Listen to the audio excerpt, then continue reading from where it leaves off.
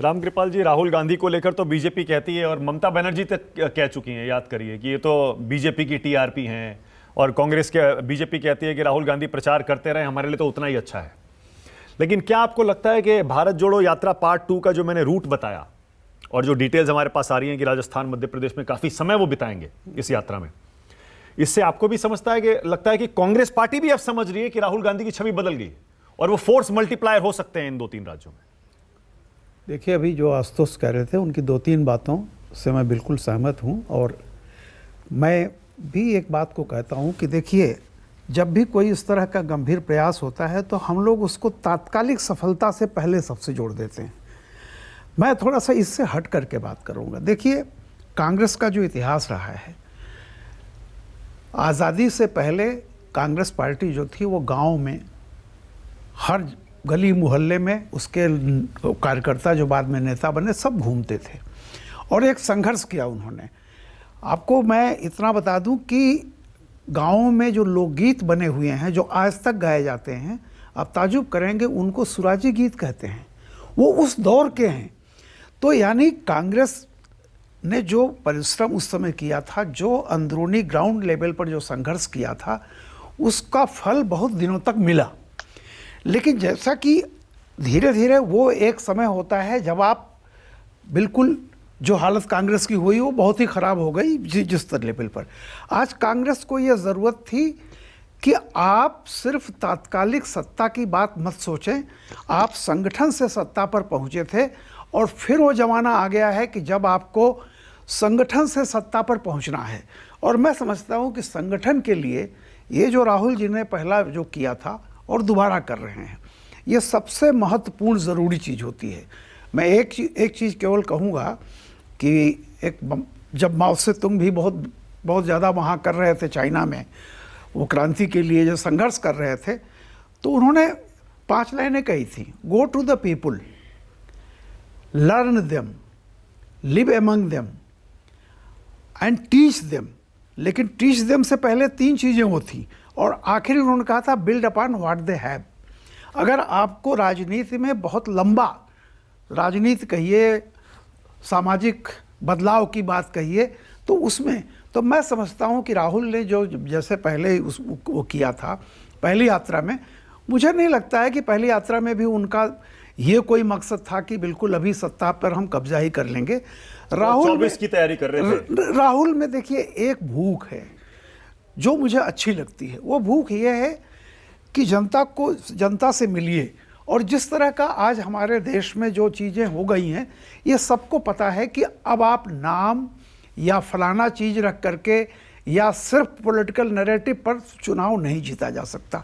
अब आप यथार्थ पर जाइए। ठीक है, रिफॉर्मिज्म भी उसमें होता है कि जैसे रेवड़ी, उसको वो लोग कहते हैं रिफॉर्मिज्म भी है, बट बेसिकली क्या है कि आपको ये लगेगा, जनता के बीच लगे कि ये अपने बीच का आदमी है। क्योंकि आज की तारीख में जनता प्रजा नहीं है। जो लोग प्रजातंत्र कहते हैं मैं उसको बहुत बुरा मानता हूँ। आज लोकतंत्र है, और एवरेज आदमी अब वो नहीं है पुराना जिसको लगता है कि आप राजा हो और मैं प्रजा हूँ। एवरेज आदमी जो है वो मानता है कि हम सत्ता, हमारी सत्ता है, यानी हम सत्ता के दावेदार हैं, हम अपना रिप्रेजेंटेटिव ये चुनते हैं। तो बेसिकली ये मैं ये कहूँगा कि राहुल जी का, देखिए मैं कह रहा हूँ कि अभी मध्य प्रदेश, छत्तीसगढ़ और राजस्थान, हाँ। ये तीनों में तो ऑब्वियस है कि कांग्रेस और बीजेपी में ही टक्कर होनी है, नतीजा कुछ भी हो।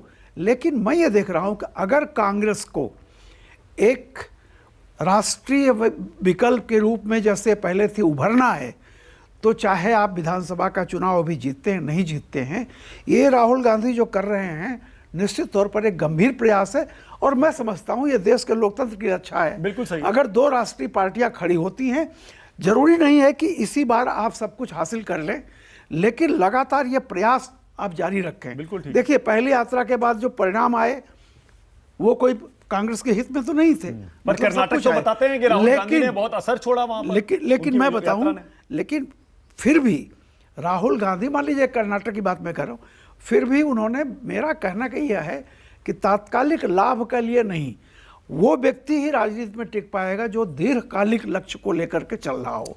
और मुझे ऐसा लगता है कि राहुल को मैं इस मामले में एक गंभीरता से लेता हूं, कि वो दीर्घकालिक लक्ष्य को लेकर चल रहे हैं। ओके। अपनी आलोचना से विचलित नहीं होने वाला वो व्यक्ति है। तो ये मैं कहता, ये भारतीय राजनीति के लिए एक बहुत अच्छी चीज है। ओके गोपाल जी, क्या कह रहे हैं?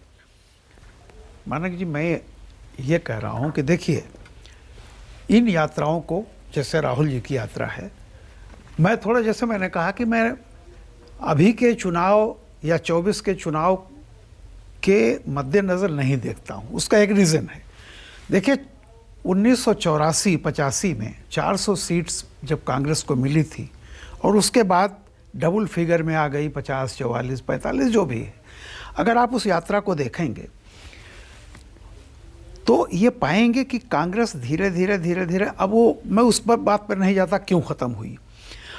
और आज के हमारे जो मुल्क में अगर दो राष्ट्रीय पार्टियां, जो कि आज़ादी से लेकर के अब तक का इतिहास रहा है कि अगर 5 साल केंद्र में कोई विकल्प बन सकता है तो सिर्फ कांग्रेस का मतलब कांग्रेस के नेतृत्व में, क्षत्रिय कांग्रेस की हो या बीजेपी हो।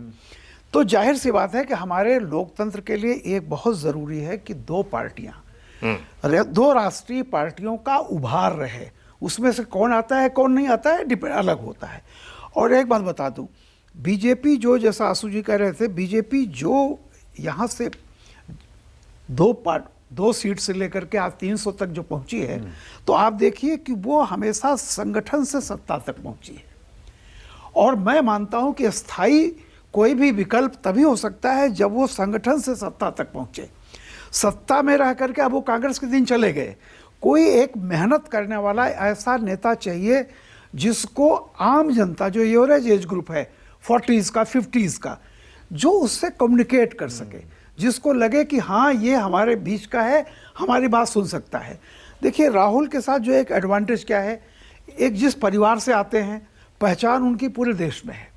लेकिन ये राहुल के लिए भी बहुत ज़रूरी है कि वो जा करके देश को, ज़मीन को, गांव और गली को जाने, और गांव और गली के लोग भी, जो मतदाता भी हैं, वो भी ये माने कि इस देश में एक कोई और है जिसकी तरफ देखा जा सकता है। तो मैं बार बार इस बात को कहता हूँ।